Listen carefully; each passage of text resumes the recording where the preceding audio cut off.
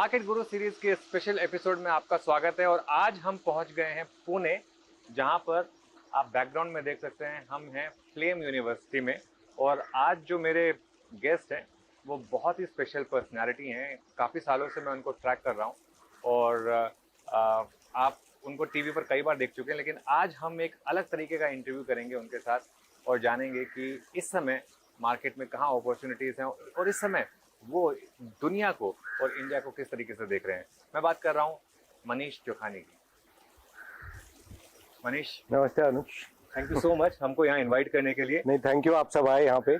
मनीष चोखानी इनाम के को लीड किया था इन्होंने, और उसके बाद जब इनाम और एक्सिस सिक्योरिटीज का मर्जर हुआ था तो एमडी और सीईओ थे, और अभी फ्लेम यूनिवर्सिटी के गवर्निंग बॉडी पे हो। गवर्निंग बॉडी में क्रिएशन निमेश भाई का है। क्रिएशन निमेश भाई का है। ऑब्वियसली वो पूरा का पूरा इनाम ग्रुप काफी इन्वॉल्व सब लगे हुए हैं। और मनीष, पहले तो मैं ये कहूंगा कि बहुत शानदार यूनिवर्सिटी बनाई है आपने। मतलब एक देखकर मुझे लग रहा है, हमारे जमाने में तो ये सब था नहीं, लेकिन एटलीस्ट ये लग रहा है कि हमारे बच्चों के लिए एटलीस्ट अब हमको बाहर भेजने की जरूरत नहीं है। इंडिया में अच्छी यूनिवर्सिटी। निमेश भाई का थॉट वही था जब उन्होंने ये यूनिवर्सिटी चालू की कि इन्वेस्टिंग में जैसे हम काफी दृष्टिकोण से चीजों को देखते हैं, तो जो लिबरल आर्ट्स जो अमेरिका में काफी पॉपुलर है, कि क्यों ना उस तरीके के एजुकेशन को यहाँ प्रोवाइड किया जाए। तो हर रकम के कोर्सेज यहाँ अवेलेबल किए जाएं और ऐसे बच्चों को तैयार किया जाए कि वो नौकरियां नहीं ढूंढें और यहाँ से अमेरिका ना चले जाएं, और यहाँ पे रह के लीडरशिप पोजीशन अपनी बना के बरकरार करके एंटरप्रेन्योरशिप थोड़ा करें। सो उस हिसाब से ये जगह करीब 100 एकड़ पर क्रिएट हुई है। 1 मिलियन स्क्वायर फुट, तो खैर you can see the infrastructure and हम वॉक करके देखेंगे भी। करीब 3000 बच्चे रेसिडेंट्स में यहाँ पे रह के अंडर ग्रेजुएट पढ़ते हैं। MBA प्रोग्राम भी है। 10:1 स्टूडेंट फैकल्टी रेशियो है। तो 300 प्रोफेसर हैं, जिसमें से 1/3 returning from overseas with Ivy League और ऑक्सफोर्ड कैम्ब्रिज, उस तरीके के लोग यहाँ पे आके, तो ये एक सेंटर ऑफ एक्सेलेंस बने। एंड हमारी ये कामना है कि हिंदुस्तान में ऐसे 10, 15, 20 और बने। And we are providing what we can. West में, नॉर्थ में जैसे अशोका यूनिवर्सिटी हमारे अच्छे दोस्त ने आशीष धवन ने वहां भी चालू की है, ऐसे और बहुत बने। एंड खैर हम तो बात करेंगे ही अभी की, जैसे इंडिया का वक्त आ रहा है, ये एक फाउंडेशनल बिल्कुल काइंड ऑफ पिलर है। मैं एक्चुअली उसी पे आ रहा था कि क्या ये एक इंडिकेशन है मनीष की अब इंडिया का वक्त आ गया है। और हम ये कहते रहते हैं क्योंकि ये आपको लग रहा है कि इंडिया का यूएस मूवमेंट है, जो यूएस शायद 100 साल पहले या मतलब देख चुका है ऑलरेडी।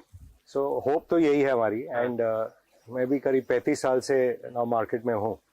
एंड इंडिया में हम इतने सालों फॉरेनर के पीछे जाते थे टू ट्राई एंड गेट विदेशी निवेशक इनटू इंडिया, और हरदम यही सुना जाता था कि आपके एंटरप्रेन्योर तो बहुत बढ़िया हैं, कंपनियां बहुत बढ़िया हैं, बॉटम अप स्टोरी बहुत ग्रेट है इंडिया में, पर जो टॉप डाउन है कि आपके बैलेंस ऑफ पेमेंट में ऑयल है या आपके फिस्कल डेफिसिट जो गवर्नमेंट के पीएनएल में है, वो फिक्स नहीं हो रहा है। तो ये पिछले सालों से जो काम हो रहा है अपने देश में, आई थिंक वो मैक्रो में भी काफी होप हमें दे रहा है। और जिस तरीके का इंटरनेशनल वातावरण बना है, उसमें भी ये देखने आ रही है कि जैसे यूएस हो या यूरोप हो या जापान हो, चाइना हो, सब में एजिंग पॉपुलेशन है, डेट है, और डिसरप्शन जो आ रहा है, जो हमारे देश के तरफ से भी काफी हम भी प्रगति कर रहे हैं। इससे ये लग रहा है कि ये इंडिया की अगले 1-2 दशक इंडिया के लिए बहुत ही महत्वपूर्ण रहेंगे। एंड जैसे आपने सही कहा, वी ऑल होप कि नॉट जस्ट ये डिकेड बट अगले 2 डिकेड इंडिया के हक में रहे। ओके, मैं आपने एक यही फ्लेम यूनिवर्सिटी में एक प्रेजेंटेशन इस वीकेंड पे की थी, तो मैं उसको पढ़ रहा था और 173 पेज की आपकी प्रेजेंटेशन थी। तो काफी टाइम लगा मुझे उसमें मिलने में। मुझे ना उसमें सबसे अच्छी जो चीज लगी, अच्छी कह लें उसको या रिलेटिवली कह लें, आपके हिसाब से अब डेवलप्ड कंट्रीज में कुछ प्रॉब्लम आने वाली है और इमर्जिंग मार्केट खासतौर से इंडिया को उसका बेनिफिट मिलेगा आपके हिसाब से? स्पेशली इंडिया को, क्योंकि इमर्जिंग मार्केट में भी जैसे रशिया है वो एक्सक्लूड हो गया है ब्रिक्स में से। चाइना के प्रति तो जो जियोपॉलिटिकल टेंशन चल रहे हैं वो सबको पता ही है। ब्राजील में भी काफी सोशलिस्ट गवर्नमेंट आ गई है। तो India is standing out as a big hope. और जैसे सबका ये मानना है कि आज हम 5th रैंक पे पहुंच गए हैं और तीसरे पे अगले 3-4 साल में पहुंचेंगे, we become the driver of global growth. ये जो 3 ट्रिलियन की इकोनॉमी में अगर आप 8% 6% नॉमिनल ग्रोथ करते जाएं तो 250-300 बिलियन जीडीपी ऐड होती है दुनिया में, which is not a small amount. और जो भी वेस्ट में जैसे एजिंग डेमोग्राफिक्स है, तो उनकी फैक्ट्रियों में या उनके जो सर्विस सेक्टर में, आईटी में या बीपीओ बैक ऑफिसेज हैं, स्केल में अगर मैन्युफैक्चरिंग करना हो या स्केल में सर्विसेज करना हो तो वो skilled and trained manpower उन्हें यहीं मिलेगा। और मैन्युफैक्चरिंग भी जैसे मोदी जी ने जाके यूएस के साथ अब ये जो पार्टनरशिप है काफी डीपन करी है, so it is a reason to be very hopeful. Okay, एक और आपने प्रेजेंटेशन में कह रहे हैं कि ये जो यूएस में अब इस समय जो फेड कर रहा है और जो एक काफी वहां पर मार्केट जो है बहुत ज्यादा नैरो हो गई है और ये काफी खराब एंड करेगा और एक लंबी बेयर मार्केट की तरफ यूएस जा सकता है, ये बहुत बड़ी चीज होगी। तो ऐसे में एक यूएस में अगर लंबी बेयर मार्केट आएगी तो बाकी कंट्रीज में इंडिया आइसोलेशन में कैसे चलेगा? ये 2001 में अगर आपको याद होगा कि जब .com बूम हुआ था और टीएमटी का जब बबल बना था, उसके 10 साल बाद नैस्डैक में कोई परफॉर्मेंस नहीं आई, एंड उस दशक में hard assets and emerging markets में काफी उछाल आया था। सो इसमें एक स्टेप अगर मैं पीछे लूं आपके दर्शकों के बेनिफिट के लिए, कि 70s में गोल्ड स्टैंडर्ड को ब्रेक किया गया एंड ब्रेटन वुड्स एक अग्रीमेंट की जिसमें हर करेंसी को डॉलर के सामने पैक किया गया। बिल्कुल, जो पहले गोल्ड के साथ पैक होता था तो $1 के पीछे 1 यूनिट ऑफ गोल्ड रहता था। जब से उन्होंने उसे ब्रेक किया, हर डिकेड में, क्योंकि एक्सेस मनी प्रिंटिंग चालू हो गया, यूएस को लाइसेंस मिल गया, तो 70s में वहां भी निफ्टी 50 बने थे। डिज्नी है, कोडैक है, this kind of stocks, xerox, और ये सब आप देखें जो टॉप बने 1973-74 में, वो फिर 30 साल तक आए नहीं और काफी तो ये कंपनियां ही खत्म हो गई। वो बढ़ते बढ़ते जब वो रोलिंग एसेट बबल चालू हुआ, वो अगले गोल्ड और सिल्वर में गया, और वो जो टॉप बना 1980 में, फिर 30 साल तक गोल्ड की और सिल्वर की मंदी रही।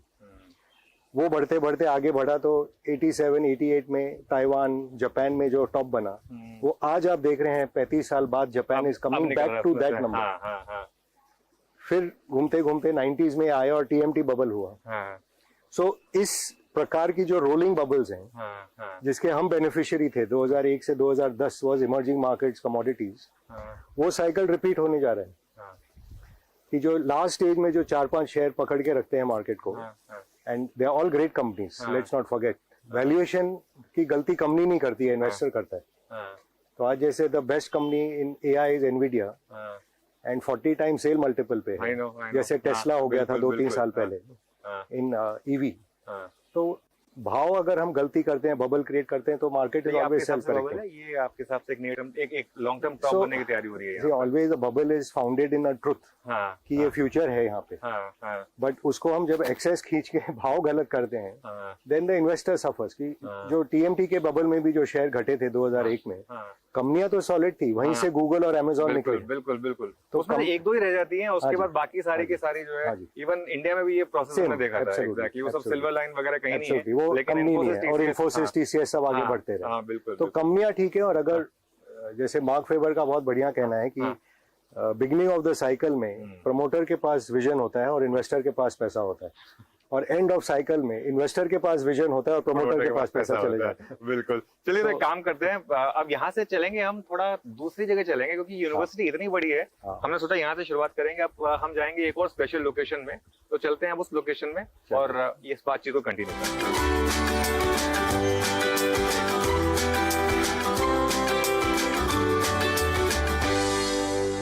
ओके, चलिए फिर अब हम आ गए हैं यहाँ के एक बहुत ही शानदार, और मैंने पूरा एक कॉम्प्लेक्स देखा है, बहुत ही शानदार, पूरा इंटरनेशनल साइज का स्पोर्ट्स कॉम्प्लेक्स। ये पूरा 400 मीटर है ना, एथलेटिक ट्रैक। हाँ, 400 मीटर का एथलेटिक ट्रैक है। आपके tennis court, squash courts, badminton courts, Olympic size basketball court देखा मैंने, बहुत शानदार था, ओलंपिक साइज स्विमिंग पूल, बिल्कुल बिल्कुल। तो अच्छा मनीष, हम बात कर रहे थे ग्लोबल सिनेरियो की, आपने एक बहुत इंटरेस्टिंग टर्म यूज किया था डॉलराइजेशन, उसको लेकर। अभी इंडिया में एक डिबेट चली हुई है, लॉजिकली अगर आरबीआई चाहे तो यहाँ से एक्चुअली इंडियन करेंसी काफी स्ट्रांग हो सकती है, ठीक है ना, लेकिन शायद वो करने नहीं देंगे और फोकस करेंगे कि अपने फॉरेक्स रिजर्व्स को 1 ट्रिलियन या उसको क्रॉस कर दें।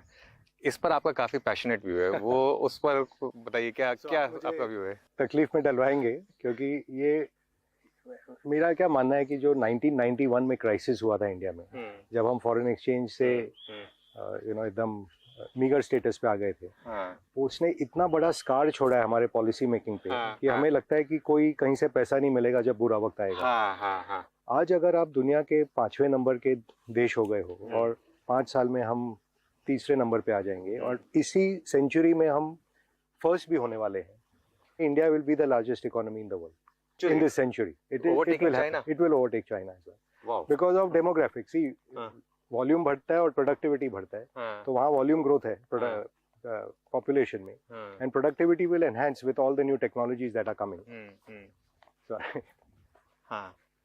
बट एनीवे, वो डाइवर्ट नहीं करूँ। सो ये जो मानना है कि जब बुरा वक्त आएगा तो हमें फॉरेन एक्सचेंज कहाँ से मिलेगा, आप ये अब सोचिए, आप दुनिया के सबसे बड़े ग्राहक भी बन गए। और जैसे आपने दोस्ती की है क्वाड में अमेरिका से या जापान से, जो नंबर 1 और नंबर 3 देश हैं, उनके साथ स्वैप अग्रीमेंट हो सकते हैं। जैसे यूएई के साथ ये सरकार ट्राई भी कर रही है कि we start exchanging our currency for our trade.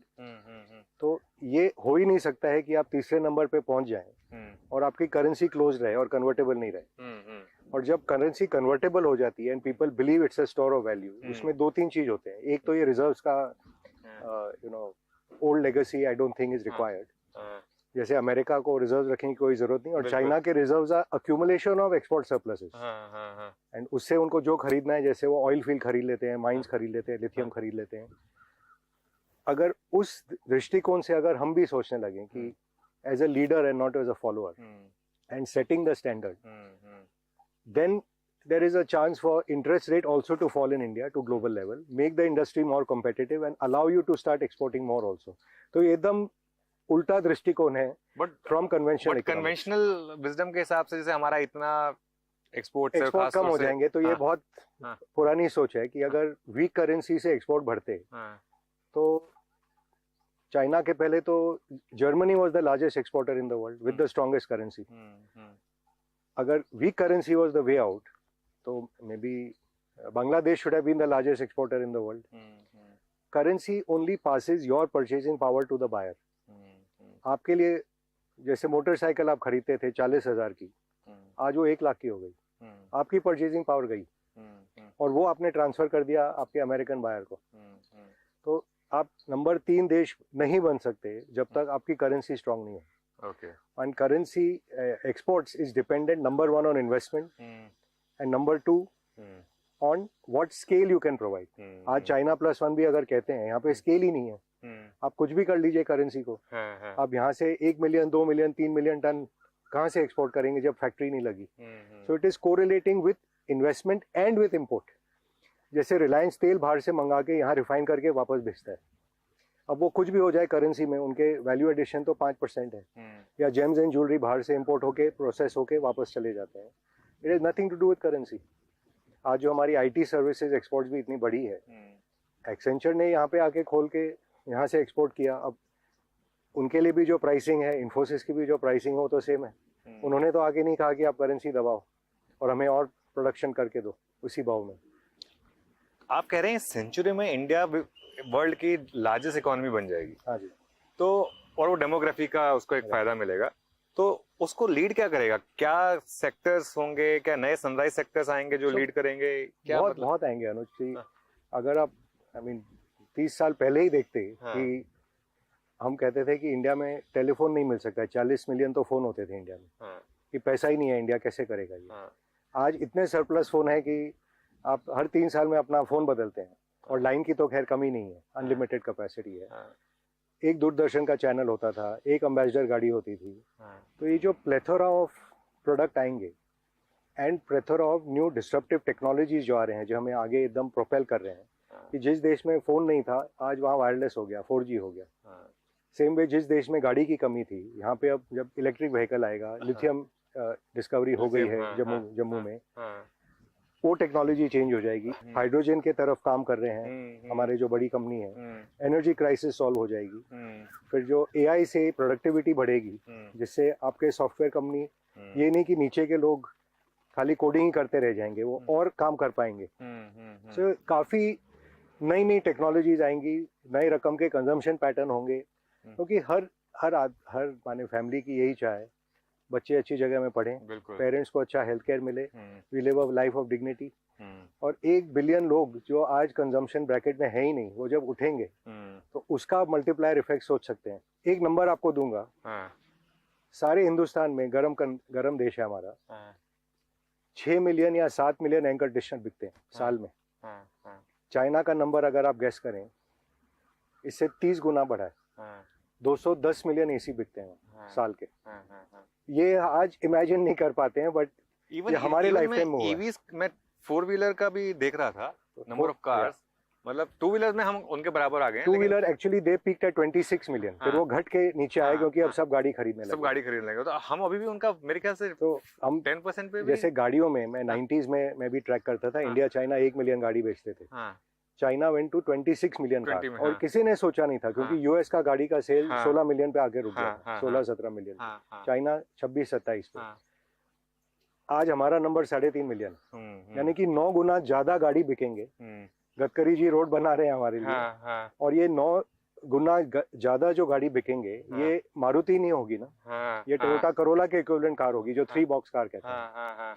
तो उसके भाव भी 3 गुना और वॉल्यूम 9 गुना, तो 27 गुना बड़ी कार मार्केट होगी यहाँ पे। तो इस समय लिस्टेड मार्केट में अभी भी जो करंट बुल मार्केट चल रही है ऑटोज में, ये आपके हिसाब से अभी भी अर्ली स्टेजेस पे, इसका मतलब सी अब which company will take the benefit of this, क्योंकि ये इलेक्ट्रिफिकेशन भी होगा, सर्विसिंग भी होगी इनके, तो काफी कंपनियां हैं, I don't want to take company name, but ये जैसे ट्रेंड है, जब कंजम्पशन चालू होगा, certain proportion will go to EV, some will come to petrol, some will come to even CNG, then you will have to get it serviced. Second hand car market will become very very large. तो ये पूरा cycle बनते बनते बनेगा। उसका एक उदाहरण जैसे देता हूँ, जब अर्ली टेक्नोलॉजी आई फिनटेक में, सबने सोचा कि अब सारे बैंक खत्म। आज देखने जाए कि बजाज फाइनेंस हो या HDFC हो या SBI हो, सब ने वो फिनटेक को अपने अंदर कर लिया। बिल्कुल। क्या आपने सोचा था 5 साल पहले कि SBI में योनो सबसे क्रिएट होगी, फॉर एग्जाम्पल ICICI को कम्पीट कर रहा है। सो जो भी एजाइल मैनेजमेंट है और जो अच्छी मैनेजमेंट है, वो ये सब चीजों को एंटिसिपेट करेगी, अडेप्ट करेगी और इम्प्लीमेंट करेगी।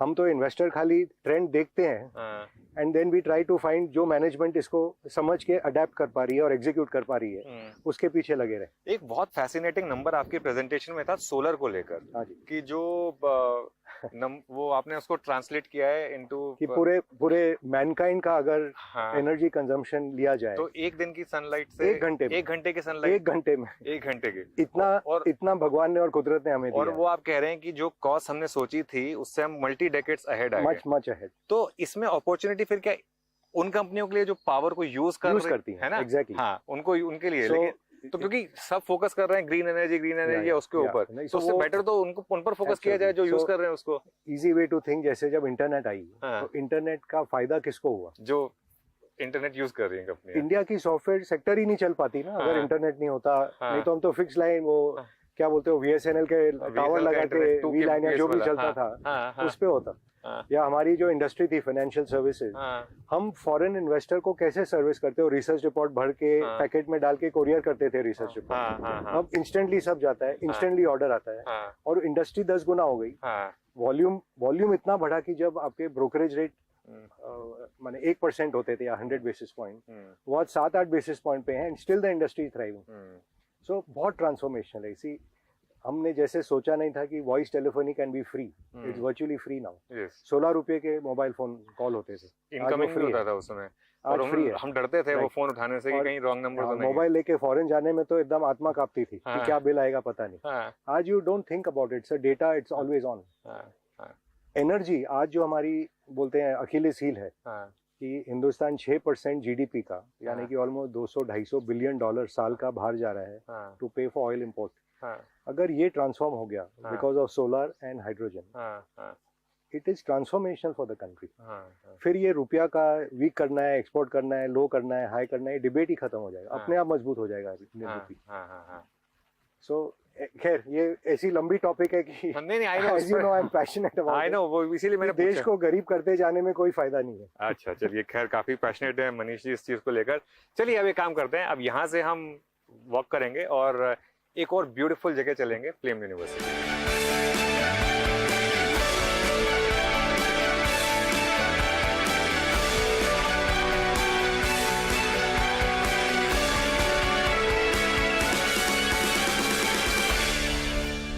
चंद्रगुप्त मौर्य, मनीष, बहुत लोगों को पता नहीं होगा लेकिन हमारा गोल्डन ईरा।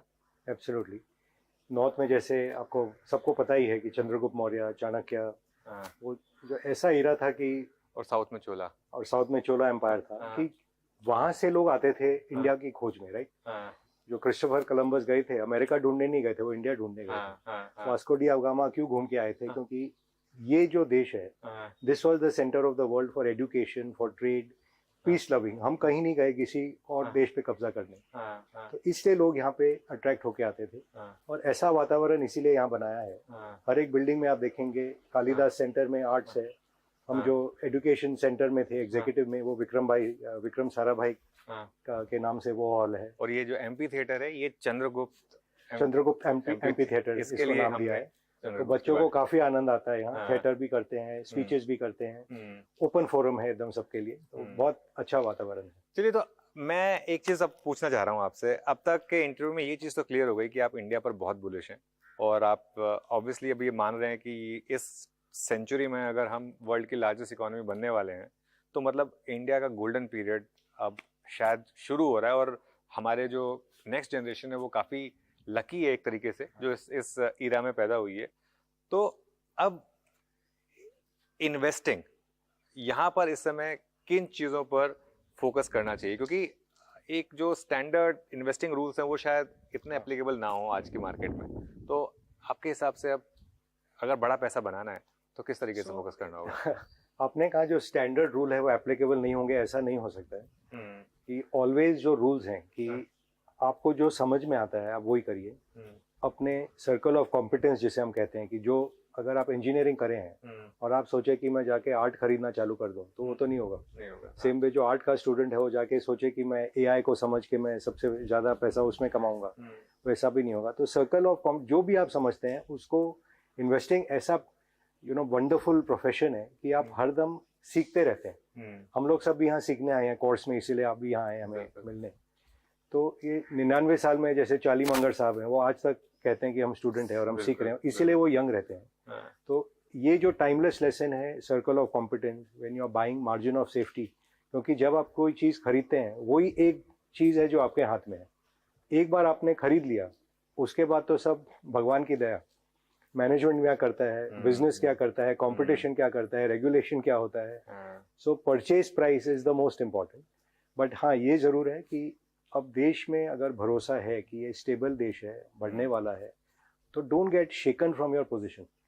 जो भी अच्छी बिजनेस आपने ढूंढी है उसको आप पकड़ के रखें। और जो भी लेजेंड्स यहाँ पे हैं, आप देखेंगे हमारे इंटरव्यू के बाद 10-10, 20-20 साल, जैसे राकेश जी ने टाइटन रखा, एनएम फैमिली ने इन्फोसिस रखा। वेल्थ क्रिएशन वहां से होता है। ये 2 महीने में, 3 महीने में, साल भर में ले लिया, बेच दिया, उससे एक तो आपका ब्लड प्रेशर अप डाउन होगा, दूसरा आप टैक्स भी भरोगे, और अच्छी बिजनेस जो है वो तो चलती रहती है। जैसे बजाज फाइनेंस पिछले दशक में, पूना की जो कंपनी है, ऑलमोस्ट 100 गुना से, I think much more than that is the return in the last decade. तो ये बहुत अपॉर्चुनिटी है, बहुत है। इन्फोसिस खुद है, Kotak. So investing is simple, you are taking asymmetrical bet, odds have to be in your favour. And जो लोग शॉर्ट टर्म में करते हैं, उनको ये चाहिए कि जब चीज बहुत ही खराब से, हम कहते हैं इंग्लिश में, when you go from terrible to bad, that is also rate of change, you make money.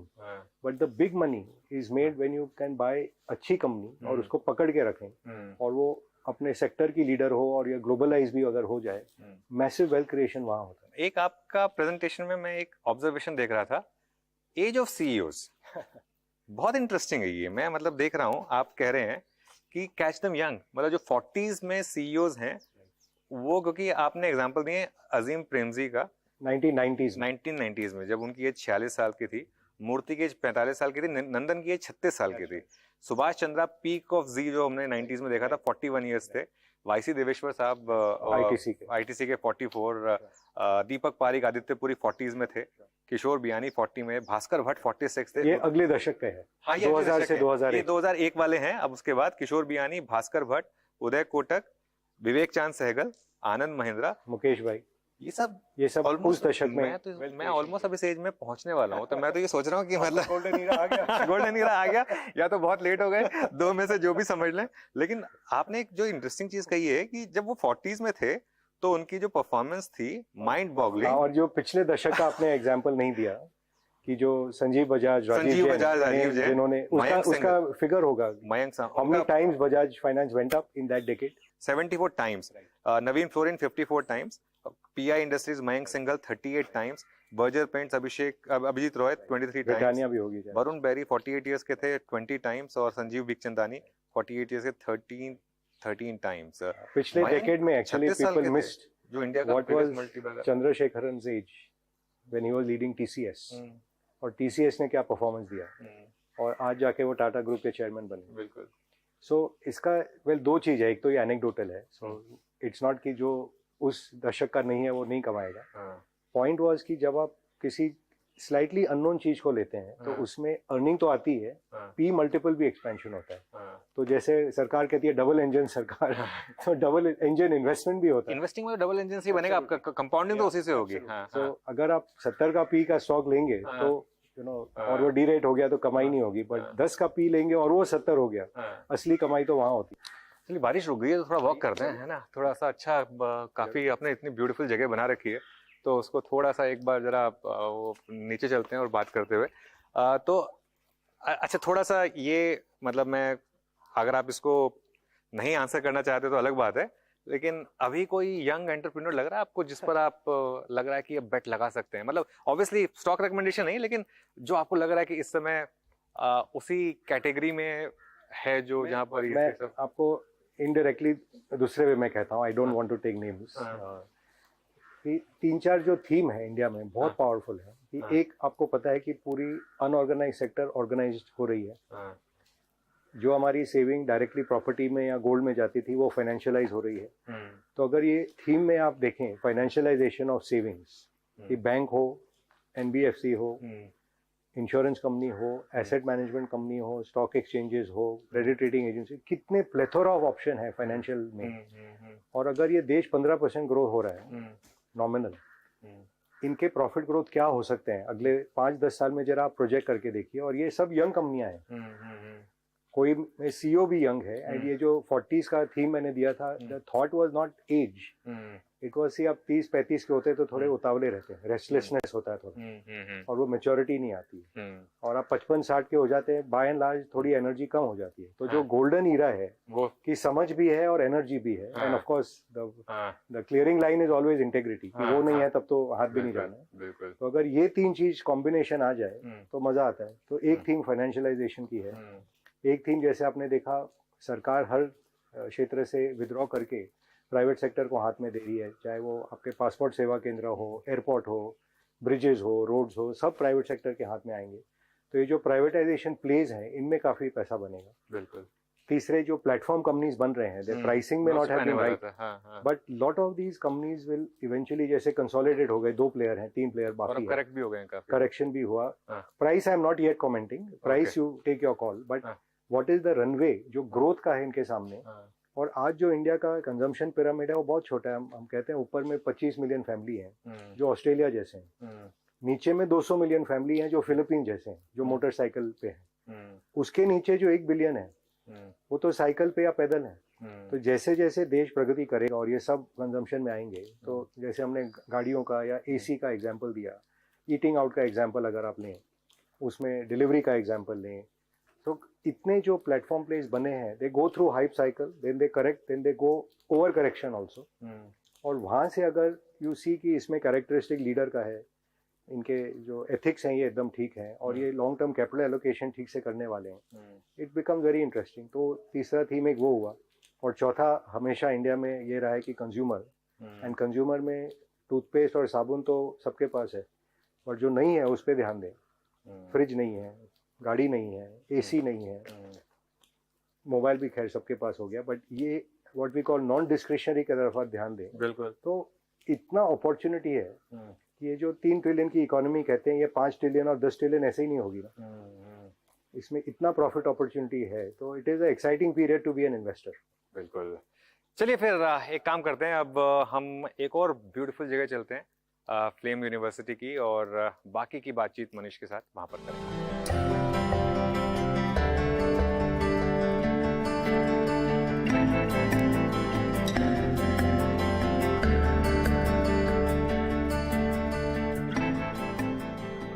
ये है लाइब्रेरी, और स्वामी विवेकानंद लाइब्रेरी। स्वामी विवेकानंद जो हम सबके लिए एक इंस्पिरेशन रहे हैं, और बहुत ही शानदार लाइब्रेरी, और डिजिटाइज्ड है काफ़ी। मैं देख रहा हूँ काफ़ी कुछ बहुत इंटरेस्टिंग है, और हमारे टाइम में तो खैर ऐसी लाइब्रेरी नहीं होती थी। लेकिन अब हम लाइब्रेरी में वैसे खैर बहुत ज़्यादा सेक्शंस हैं, हम पूरे को कवर नहीं कर पाएंगे, तो हम एक पर्टिकुलर सेक्शन के पास जा रहे हैं, और उस सेक्शन का नाम मुझे बहुत इंटरेस्टिंग लगा, और मैं मनीष से पूछूंगा कि स्पेसिफिकली ये नाम क्यों रखा गया इसका। ज़रा एक बार इस नाम पर फोकस किया जाए, और ये है लाइब्रेरी ऑफ मिस्टेक्स। ऐसा क्यों? सो ये बहुत ही एक मशहूर इकोनॉमिस्ट हैं, रसेल नेपियर। हाँ, जो स्कॉटलैंड में है, तो उन्होंने ये उनकी क्रिएशन है।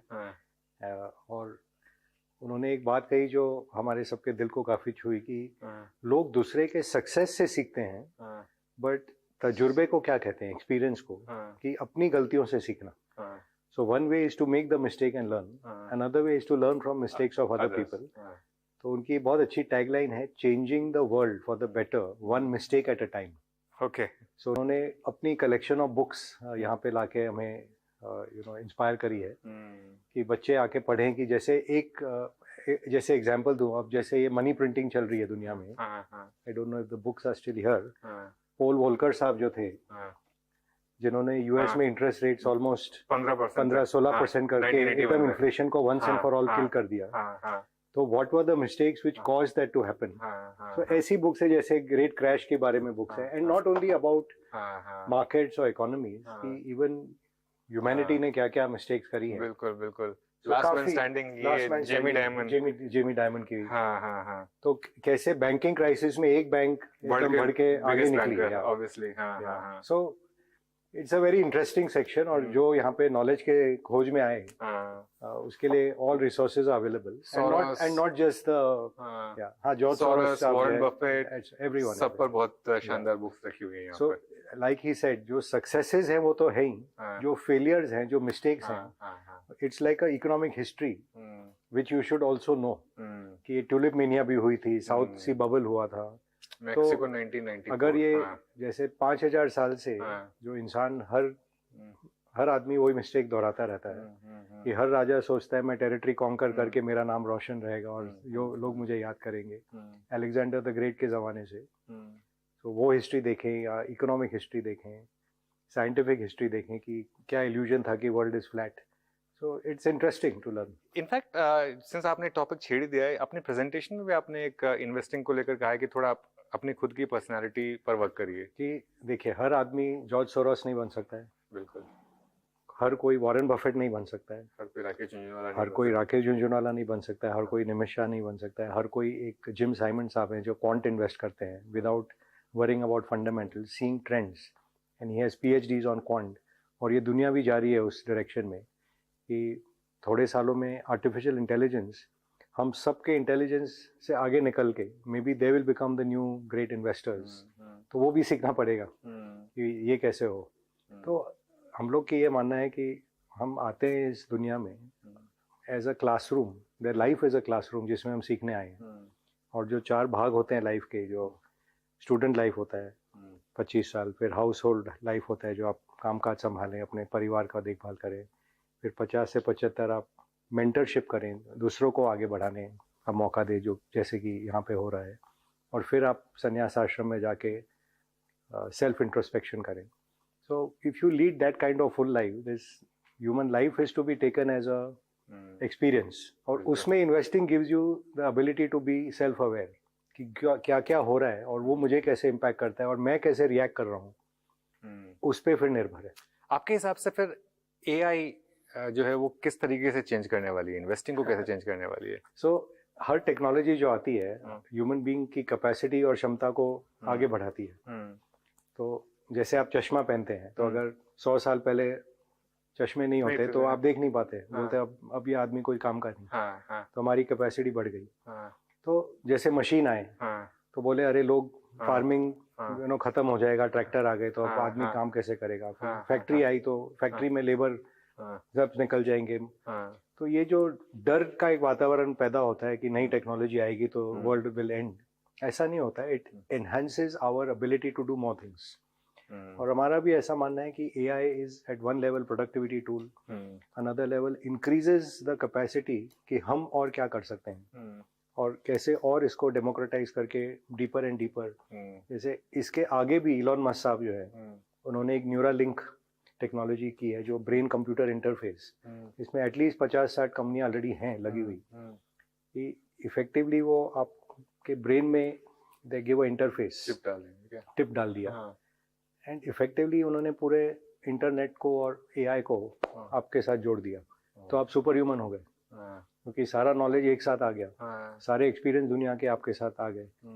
और एप्पल ने जैसे विजन प्रो दिया है तो मिक्स रियलिटी हो गई। बहुत महंगा है वैसे। तो जो आप आज के दिन महंगा है, जब हर टेक्नोलॉजी आती है, जब मेन फ्रेम कंप्यूटर होता था वो आप इमेजिन नहीं कर सकते। आज जो आपका हाथ में फोन है उससे कम से कम 10 गुना ज्यादा पावरफुल है। मेरे एक स्लाइड में एक मेंशन था कि जो बिल क्लिंटन साहब एज प्रेसिडेंट ऑफ USA के पास जो इंफॉर्मेशन था और प्रोसेसिंग पावर था, that is available to a child in India with a phone in the hand 20 साल में। तो that is the rate of change जो आ रहा है and we will be beneficiaries of it. ठीक है। अच्छा, एक करंट मार्केट सिनेरियो की बात कर लेते हैं, उसके बिना क्योंकि ये इंटरव्यू पूरा नहीं होगा। मार्केट में बड़ी रैली आई अब और अब हम मैं देख रहा था वैल्यूएशन के हिसाब से 19 टाइम्स पर आ गए हैं। बहुत महंगा नहीं है क्योंकि हम 21 टाइम पे भी गए हैं, लेकिन बहुत सस्ता भी नहीं है।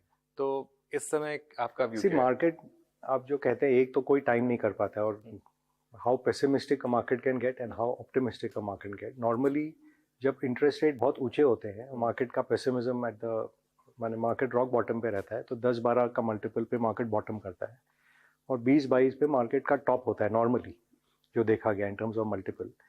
और आप अगर जैसे अब का बात करें तो जैसे हम सब जिससे भी मिलें वो कहेंगे कि इंडिया का समय आ गया है, इंडिया बुलिश है, तो that is also in the price, right. अब जैसे कल हम बात करते कि रशिया में कू होने वाला है तो सब सोचते हैं अभी मंडे को वापस market will fall and multiple would have fallen of the market कि तेल के भाव बढ़ जाएंगे, क्या मालूम क्या होगा, तो पेसिमिज्म हो जाता। तो the point to buy is at pessimism, not when everyone is around. Warren Buffett की एक बहुत अच्छी saying है that you pay a very high price for a cheery consensus. So currently consensus is India is in a great spot, which it is. But if the price is reflecting it, you have to just be little patient कि कोई ना कोई event होता है, crisis होता है, mood बदलता है, जब आपको opportunity मिलती है। Having said that, please don't try to time the market. SIP अगर करते रहें सिस्टमैटिकली और 10 साल में अगर आप देखेंगे पीछे मुड़ के तो अब शायद 60,000 पे लिए या 55,000 पे लिए या 65,000 पे लिए, इट वोंट मैटर। बिल्कुल, हाँ। सो वो भावना जिसके पास है और जिसके पास वो पेशेंस और टाइम फ्रेम है, क्या उनके एसेट एलोकेशन है, वो हर व्यक्ति अपना खुद डिसाइड करे। I think on that basis we should be okay. Okay. अच्छा, अब यहाँ से मार्केट लीडरशिप अभी भी कंजम्पशन बैंकिंग यहीं पे रहने वाली है या so हमने बात की शुरू में कि फाइनेंशियलाइजेशन एक थीम चलेगा ही चलेगा। Discretionary consumption more not towards FMCG but more towards discretionary cars and durables, eating out, retail, all of that. फिर जो प्राइवेटाइजेशन प्लेस है जो गवर्नमेंट सर्विसेज प्राइवेट सेक्टर के हाथ में आ रही हैं, उनमें बहुत अपॉर्चुनिटी है। उनके लिए जो इंफ्रास्ट्रक्चर में कंस्ट्रक्शन कंपनीज है, सिक्लिकल्स हैं, वो जो पूरा वैल्यू चेन है उसमें बहुत अपॉर्चुनिटी है। और जो फिर प्लेटफॉर्म प्लेस बन गए हैं उनमें बहुत अपॉर्चुनिटी है। तो कोई कमी नहीं है हिंदुस्तान में। और ऐसा भी नहीं है कि अगर जैसे बाजार शायद ऊंचा हो बट हो सकता है कोई शेयर नीचा हो। जैसे हमने बिफोर द इंटरव्यू और टॉकिंग से HDFC बैंक एज एग्जाम्पल, ये लार्जेस्ट बैंक है बट अब टेक्निकल फैक्टर आ गया है कि म्यूचुअल फंड 10% ज़्यादा नहीं ले सकते हैं। बट अगर आप 5 साल 10 साल सोचें कि ये बैंक कहाँ से कहाँ जाएगा, तो it may be a interesting time to look at it. बिल्कुल। चलिए फिर एक अब इस लाइब्रेरी से बाहर चलते हैं और एक फिर ओपन स्पेस में जाएंगे और कुछ सॉफ्ट स्किल्स की बात के साथ इस इंटरव्यू को समाप्त करेंगे। चलिए यहाँ से चलते हैं बाहर।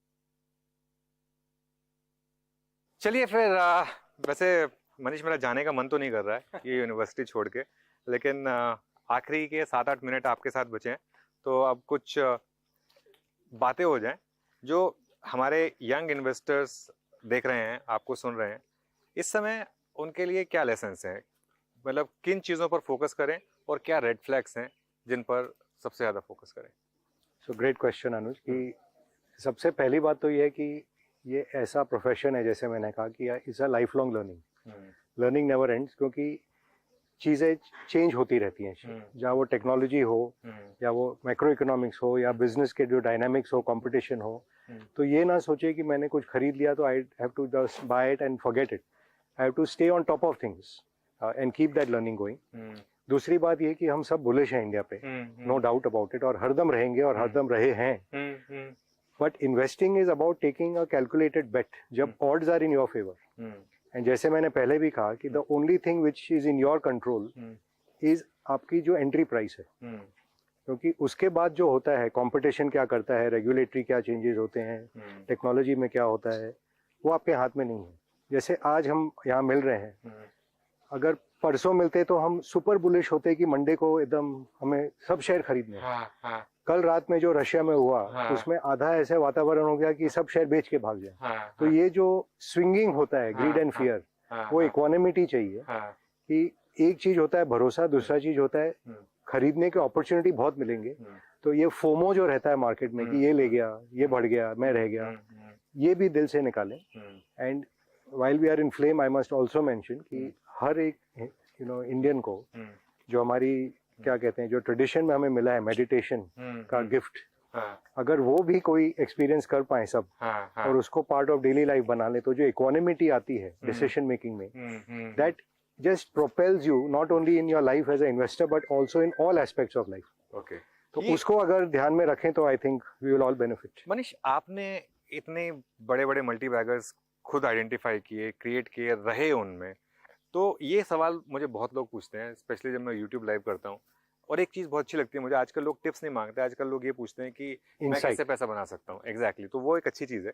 तो आपके पर्सनल एक्सपीरियंस में, जैसे आपने बोला राकेश झुंझुनवाला ने टाइटन इतने टाइम रखा, कितनी बार वो टाइटन का स्टॉक अपने हाई से 50% गिरा, उस समय उस टेम्पटेशन से कैसे बचा जाए कि कहीं ये मैं गलत तो नहीं होगी? मुझे याद है 600-800 रुपये में हम सोचते थे कि टाइटन महंगा है, आज 3000 रुपये का भाव हो गया। बट इसलिए एक चीज जो मैंने कहा, जो लॉन्ग टर्म थिंकिंग है, कि लोग one way they are very dismissive about macro and trends, but अगर let's take we took example of automobile और एसी फॉर एग्जांपल अर्लियर, कि अगर मैं देखता हूँ कि चाइना में 200 मिलियन एयर कंडीशनर से ज्यादा बिक रहे हैं और अपने देश में 6 मिलियन या 7 मिलियन है, तो ये ऐसा रनवे है इस कंपनी के लिए कि हो सकता है बीच में ये महंगा हो, but where is the destination finally going to be. And उसमें भी 2 साल आगे अर्निंग के डिस्काउंट हो गए या 3 साल भी हो गए, वहां तक ठीक है। अगर बबल हो गया, then of course way you think I am discounting, next 10 years की सारी गिनती तो आज ही हो गई। जैसे हमने एनवीडिया की एक एग्जांपल ली कि AI is the future, but अगर आज ही हम उसके 10 साल आगे का भाव दे दें, तो उसमें कमाई तो होगी नहीं। तो ये थोड़ा, I don't know, it is something you have to practice and experience. I can't put exact number for you today. और ऐसा कोई डिस्ट्रप्टिव चीज भी, जैसे टेस्ला भी निकली, टेस्ला की मार्केट कैप पहले ही 1 ट्रिलियन हो गई, फिर वहां से 50-60% करेक्शन हुई। तो डेफिनेटली ईवी ट्रेंड आएगा, EV will rule the future, but there is a price for everything. So all I say, just have that discipline and see how much are you paying, और आपके भाव में क्या क्या expectation already है। जैसे आज इंडिया की भी बात करते हैं, तो इंडिया के एक्सपेक्टेशन ऑलरेडी है, एम्बेडेड है प्राइस में, 19-20 टाइम्स पे पूरी मार्केट है। तो जब कोई रशिया में क्राइसिस होगा, कोई चाइना में कुछ होगा, कहीं और होगा जिससे हमारा कुछ देना नहीं, उस टाइम मौका मिलेगा। एक और सवाल मुझे आपसे इसी चीज पर पूछना था, जो साइकोलॉजी से रिलेटेड था थोड़ा सा। एक इन्वेस्टमेंट में आप क्या प्रेफर करते हैं, टू बी इन अर्ली, या फिर एक एविडेंस मिल जाए आपको कि मेरा थीसिस सही है, भले ही मैं 50% महंगा ले लूं? I think it depends. So there are some things which you may be too early. जैसे एक एग्जांपल मैं बाहर के देशों का देता हूँ कि we believe the whole of biology is going to overturn the pharmaceutical industry, कि chemistry based pharma is coming to an end, जो पेटेंट क्लिफ है। और आज ऑलरेडी पर्सनलाइज मेडिसिन आने लगे हैं, क्रिस्पर जो आपके डीएनए को चेंज करके एग्जैक्ट एकदम जैसे स्नाइपर राइफल बुलेट मारता है, that is the medicine which is coming, as oppose to आज जो हम लेते हैं वो केमिकल बॉम्ब जाके अंदर हर चीज को फोड़ता है। तो उसको अगर मैं आई read about CRISPR and other companies in 2017. अगर उस टाइम से लेता, बबल हुआ, फिर बबल क्रैश हुआ और फिर ये वापस बिल्ड होने की तरफ है. So you could be too early also in that. So that's an example where knowing things and yet you have to have patience कि I will buy at a good price. तो एक वो example है. दूसरा है जैसे हम गाड़ी की या एसी की बात करते हैं, यू नीड सम एविडेंस कि कंजम्पशन पिकअप है. नहीं तो 30 साल पहले भी जब मैं शुरू किया था तो ये था कि इंडिया में आदमी बहुत हैं, दाढ़ी बनाएंगे, जिलेट के ब्लेड तो लेंगे ही लेंगे. वो अभी आजकल सब पूरा 25 साल हो गए और ट्रेंड चेंज हो गया. विराट कोहली को देखे सब दाढ़ी उगाने लगे. So you need some evidence. अगर मेरा प्रोफेशन अलाउ करता तो शायद मैं भी करता एक्चुअली. मोदी जी ने भी फैशन में ला दिया. हाँ बिल्कुल बिल्कुल. अच्छा तो एक आखिरी सवाल. इतनी बड़ी आपने इंडिया पर आपने बुलिशनेस दिखाई है ऑब्वियसली, क्या एक रिस्क फैक्टर है जो इसको हैम्पर कर सकते? देखिए हम ऑब्वियसली हर चीज में एक risk factor. Of course that's absolutely right. जैसे पहला तो मैंने कहा कि हम एक्सुबरेंस में ओवर पे कर दें तो द इन्वेस्टमेंट में वर्कआउट, द कंपनी में workout but not for you. तो वो तो सबसे पहले ध्यान रखें. और इंडिया ऐसा देश है कि we have historically created self goal कि दुनिया में चाहे कुछ भी हो, ग्लोबल क्राइसिस हुआ we came out resilient, Covid हुआ वी केम आउट रेजिलिएंट. तो उससे हम नहीं डरते हैं. बट अपने देश में जब हम सेल्फ गोल करते हैं एंड जैसे पिछले सालों का वातावरण रहा है कि government has gone toward supply side economics, infrastructure बनी है, डायरेक्ट बेनिफिट टैक्सेस से थिंग्स आर इम्प्रूविंग. अगर वो माहौल पूरा बदल दिया जाए और जो कॉन्फिडेंस होना चाहिए लोगों को कि हम इंडिया में आके मैन्युफैक्चरिंग करेंगे, इंडिया में सर्विस सेंटर लगाएंगे, इन्वेस्टर भी अपना पैसा वहाँ पे इजीली रख सकता है, वो वातावरण में अगर चेंज हो जाए then again the perception changes and valuations change. तो ये risk are there. And the traditional risk जो एनर्जी क्राइसिस है वो although I believe 2-4 साल में ये सॉल्व होगी. मॉनसून में हम देखते रहते हैं कि क्रॉप कैसा होगा, but I think these are manageable, controllable and ये हम ज़्यादा नहीं चिंता करते. बट जैसे क्रिकेट खेलते हैं तो अगर पिच ही अगर गलत हो जाए तो आप गेम कैसे खेलोगे? तो लास्ट सवाल, इसका मतलब अगर इस समय इंडिया में पैसा लगाया जाए तो एक एवरेज इन्वेस्टर, मैं आपके जैसे एक्सीलेंट स्टॉक पिकर की बात नहीं कर रहा हूँ, एक एवरेज इन्वेस्टर जो एक म्यूचुअल फंड के थ्रू इन्वेस्ट कर रहा है, ETF के थ्रू इन्वेस्ट कर रहा है, जो SIP लोग कर रहे हैं is the best thing because nobody can time the market. कितना एक्सपेक्ट करें? जैसे फिक्स इनकम में आज की डेट में 7% का कैगर मान लीजिए आप, इक्विटी में क्या कैगर? आई थिंक अगर आप एक्सपेक्टेशन कम रखें तो यू विल बी बेटर. हम लोग एक सॉर्ट ऑफ फॉर्मूला देते हैं, what is happiness when reality is greater than expectation. बिल्कुल बिल्कुल. So अगर आप चालू करें कि मैं 15-20 तो कमा लूंगा, मेरा गॉड गिवन गिफ्ट है, तो वो नहीं होगा. You make more than FD. You buy a good business. Business में 15-20% बिजनेस की रिटर्न है. आपका बाइंग एंट्री प्राइस अगर ठीक हो मार्केट का या स्टॉक का, जो भी आप करें, कि थोड़े आप पेसिमिस्टिक मूड में जब मार्केट रहे या वो स्टॉक रहे उस टाइम खरीदें. एंड अल्टीमेटली वो जब ऑप्टिमिस्टिक मूड होगा उसका जो गैप आपको मल्टीपल एक्सपेंशन मिल जाएगा. और जो अर्निंग अंडरलाइन ग्रोथ है वो 15-20% रहती है देश में. तो over time we have seen 15% compounding आती है अपने मोस्ट कंपनीज में, इंडेक्स में भी. And it is reasonable to expect that. But अगर आप ऑप्टिमिस्टिक पीरियड में खरीदेंगे 20 के पी में पूरे मार्केट को, तो you have to wait for next optimistic period जब ये 21-22 पी होगा. और हो सकता है बीच में एक पेसिमिस्टिक पीरियड भी आए तो आपको लगेगा अरे कुछ कमाई नहीं हुई, मैंने क्या किया यहाँ.